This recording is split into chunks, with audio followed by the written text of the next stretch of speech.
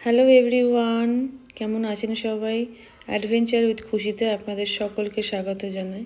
আজকে নতুন একটা এক্সপিরিয়েন্স আমাদের জন্য, সেটাই আপনার সাথে শেয়ার করব।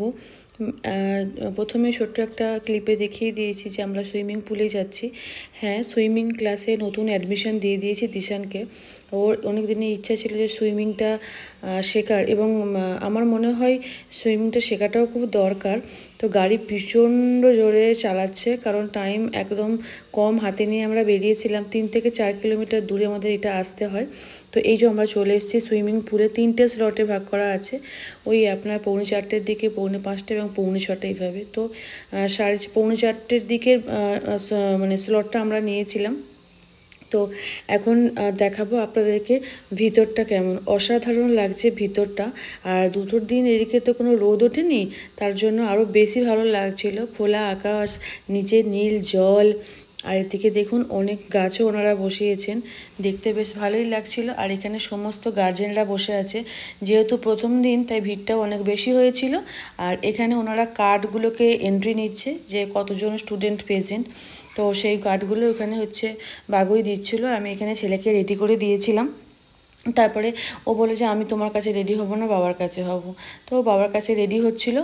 তো আমি বললাম যে ঠিক আছে স্যার, তোমরা রেডি হও, তোদের হয়তো শ্যুট করা যাবে না, আমি নিজেকেই বরং একটু আয়নাতে দেখে নিই, বড় আয়নায়। বাড়িতে তো আর বড় আয়নাতে দেখা হয় না নিজেকে, কাজের চোটে। আর এই যে এখানেও রেডি হচ্ছে।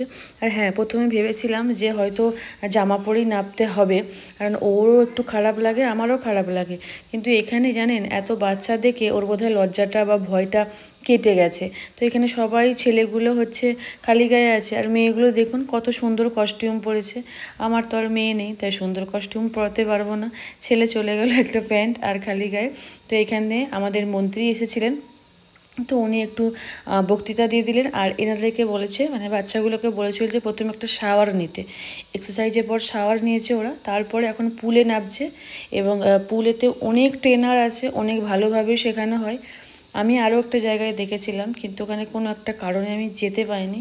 তো চলুন বাচ্চারা কেমন সুইমিং করছে সেটাই বরং আপনাদের সঙ্গে শেয়ার করি। মানে দূর থেকে দেখে এরকমই লাগছে যে সেই হাঁস বাচ্চা হয় না, গ্রামে যে আমরা পুকুর থাকে, পুকুরে যে হাঁস পুষতাম। আমার তো গ্রামের দিকে বাড়ি, তো সেখানে আমার মা হাঁস পুষতো, পাশের বাড়ির লোকেরাও হাঁস পুষতো। সে সকালটা হতেই হাঁসের খোলগুলো ছেড়ে দিত আর এসে জলে ঝাঁপ মারতো। এদেরকে দেখে না ঠিক তাই মনে হচ্ছে। তবে হ্যাঁ, জানাবেন কে কে সুইমিং জানেন। আমি কিন্তু সুইমিং জানি, আমি কিন্তু পুকুরে সুইমিং শিখেছি, এবং মোটামুটি সবকটা স্টেপই কিন্তু শিখেছি। আর এখন ওই যে পুকুরে সাপ আছে কি ব্যাঙ আছে, সেই ভয়ে বাচ্চারা যেতে চায় না। তার জন্যই সুইমিং পুলে দেওয়া। অনেকটা আসতেও হবে স্কুল করার পর, তারপরে এখানে এভরিডে। আর ওনারা প্রথম দিন বলেই এখানে গার্জেনদের জন্য একটু খাওয়া দাওয়ার আইটেম করেছিল। তো প্রথমেই দেখলেন কফি দিয়ে দিয়েছে। আর এই যে বাচ্চাদের হয়ে গেছে, ওদের একটা করে মাঞ্চ দিয়েছে। তো ওরা আসছে, আর ওখানে আমার বড় এই খাবারটা নিচ্ছিল। তো ওরা লাঞ্চ বক্স দিয়েছিল। লাঞ্চ বক্সটা কিন্তু সুন্দর ছিল, 3 রকমের আইটেম ছিল, আর যেগুলো অবশ্যই আমার ছেলের পছন্দ ছিল। এবার দিশানের কেমন লাগলো সেইটা একটু শুনুন। প্রথমে গেলাম নিচে ডুবলাম, নাক চলে গেল, জল খেললাম, মাথা চুল ইয়ে হয়ে গেল, চটকে গেল। তারপরে যখন ভিতরে ঢুকলাম, জলটা খুব পরিষ্কার মনে হলো, খুব ভালো লেগেছে। জল খেলি বলি না, প্রচুর জল খেয়েছে, প্রচুর। বলছো তুমি? আমি তো দেখতে পাচ্ছি কতবার কাশছি, জল খেয়ে 3বার কেটেছি। চলুন, সুইমিং হয়ে গেছে মোটামুটি 1 ঘন্টা মতন ওরা শেখায়, রোজই আসা। তো আমি প্রথম দিনের ভিডিওটা শেয়ার করলাম। দিশানের সুইমিং আমি কতটা কি শিখছে আবার একটা কোনো ব্লগে শেয়ার করবো। ততক্ষণের জন্য টাটা, সবাই ভালো থাকবেন, সুস্থ থাকবেন।